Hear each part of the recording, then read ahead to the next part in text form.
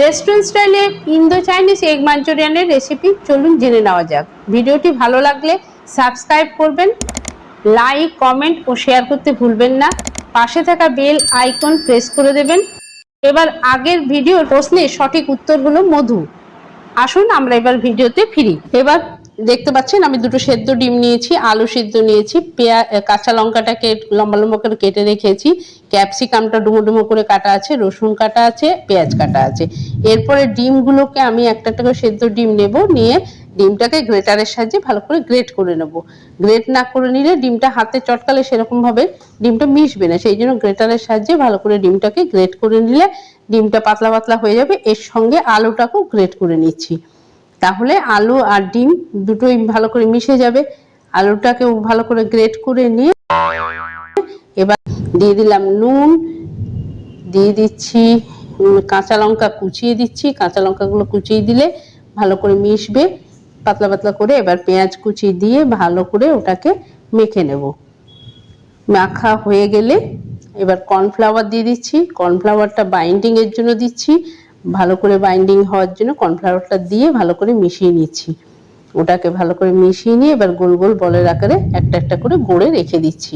প্রত্যেকটা বল যাতে সমান হয় সেরকমই, ছোট বড় না করলেই ভালো। তাহলে এইবার বলগুলোকে সব ভাজা গড়া হয়ে গেল। এবার আইসক্রিম কোথায় আবিষ্কৃত হয়? আজকের প্রশ্ন, প্রথম আইসক্রিম কোথায় আবিষ্কৃত হয়েছিল? এই প্রশ্নের উত্তরটা সঠিকভাবে জানিয়ে দেবেন। এবার টমেটো সস, একটা মশলা রেডি করার জন্য টমেটো সস নিয়ে নিচ্ছি একটা পাত্রে, তার সঙ্গে নিলাম চিলি সস, এবার নেব সয়া সস। এই সয়া সস, টমেটো সস আর চিলি সস দিয়ে ভালো করে মিশিয়ে নিচ্ছি। হালকা ভিনিগারও দিয়ে দেবেন, কিন্তু একটু কম করে ভিনিগার দেবেন, টকের পরিমাণটা বেড়ে যাবে বলে কম করে ভিনিগার দিয়ে। আর একটা বাটির মধ্যে কর্নফ্লাওয়ার নিয়ে তার জল দিয়ে ভালো করে গুলে নিতে হবে, তাহলে থিকনেসের জন্য ওটা কর্নফ্লাওয়ারটা আমি বানিয়ে রেখে দিলাম। এবার তেল গরম, কড়াইতে তেলটা গরম হয়ে গেলেই আমরা একটা একটা করে বলগুলো ছেড়ে দিচ্ছি। বলগুলো ছেড়ে এপিট ওপিট লাল করে ভেজে নিতে হবে। আর এটা স্লো আঁচে করতে হবে, না হলে ভেতরগুলো কাঁচা থেকে যাবে।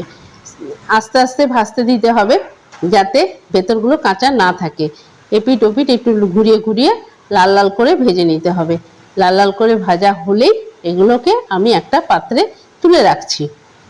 তুলে রেখে প্রত্যেকটা বল ভাজা হয়ে গেছে, এবার তুলে রেখে ওই তেলেই রসুন ফোড়ন দিয়ে দিচ্ছি ক্যাপসিকাম, কাঁচা লঙ্কা, আর সঙ্গে দিয়ে দিলাম বড় বড় ডুমো ডুমো করে রাখা পেঁয়াজগুলো।